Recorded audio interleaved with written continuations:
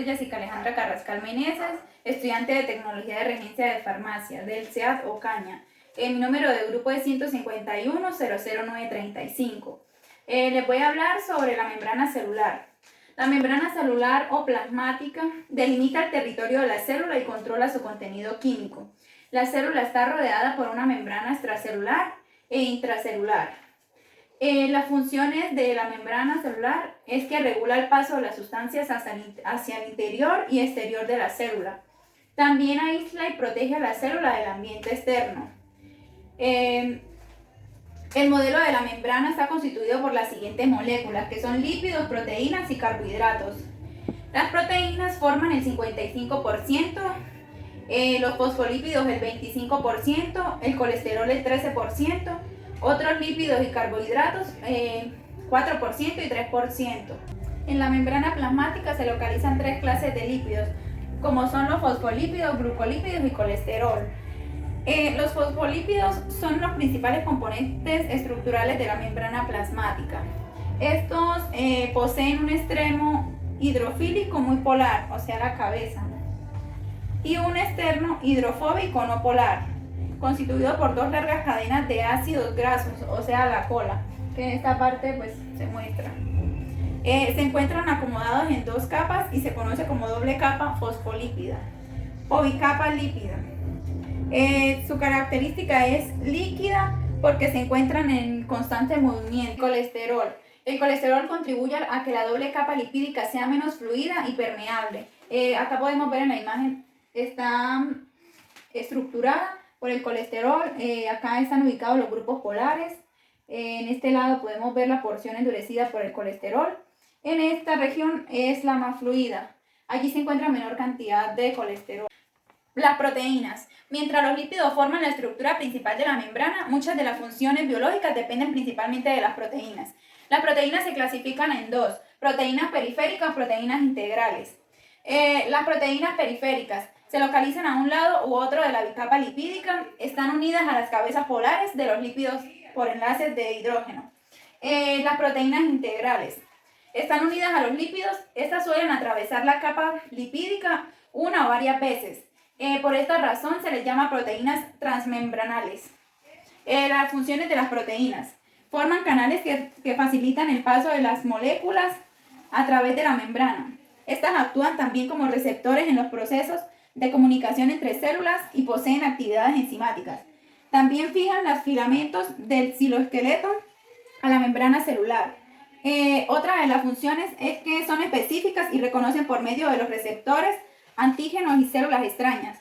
Los carbohidratos. Estas moléculas se encuentran ubicadas en la mayor parte de la superficie externa de las células eucariotas, lo que contribuye a la simetría de la membrana. Funciones. De las funciones está que presenta propiedades inmunitarias, participa también en los procesos de coagulación de la sangre y en las reacciones inflamatorias. También protege la superficie de las células de posibles lesiones. Esta interviene en los fenómenos de reconocimiento celular, importante durante el desarrollo embrionático y los procesos de rechazo de injertos y trasplantes. Otra de las funciones es que en los procesos de la adhesión entre óvulos y espermatozoides, estos distinguen los óvulos de la propia especie de las especies diferentes. Mecanismo de transporte de moléculas. Tenemos dos mecanismos de transporte, el pasivo y el activo. El transporte pasivo es un proceso de difusión de sustancias a través de la membrana. Este transporte puede darse mediante la difusión simple y la difusión facilitada, que acá las tenemos.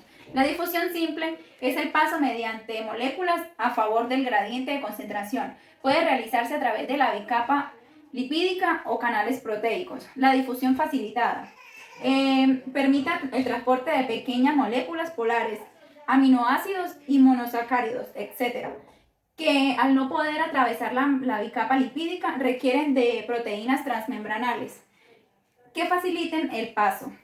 El transporte activo. El transporte activo requiere de energía en forma de ATP para poder transportar las moléculas al otro lado de la membrana. Este transporte se realiza en contra del gradiente electromagnético. Mediante el transporte electroquímico.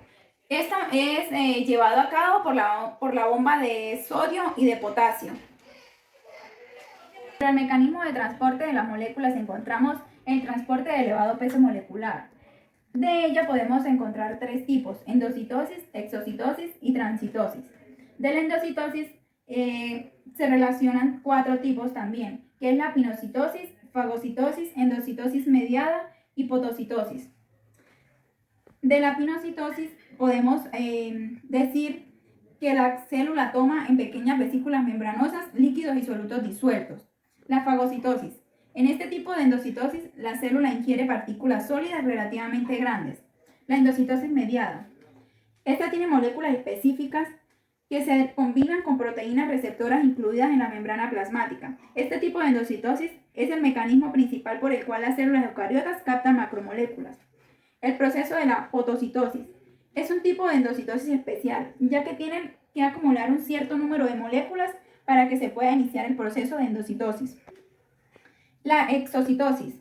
Una célula expulsa productos con derecho o específicos de secreción. El mecanismo mediante el cual se realiza es el siguiente. Ciertas vesículas intracelulares se funcionan desde el lado interno de la membrana plasmática y su contenido se libera al exterior. En la transitosis, ocurren un conjunto de fenómenos que permiten a una sustancia atravesar todo el citoplasma celular de un polo a otro de la célula. Implica el doble proceso endocitosis-exocitosis. Y esto es el mecanismo de transporte de las moléculas. Muchas gracias.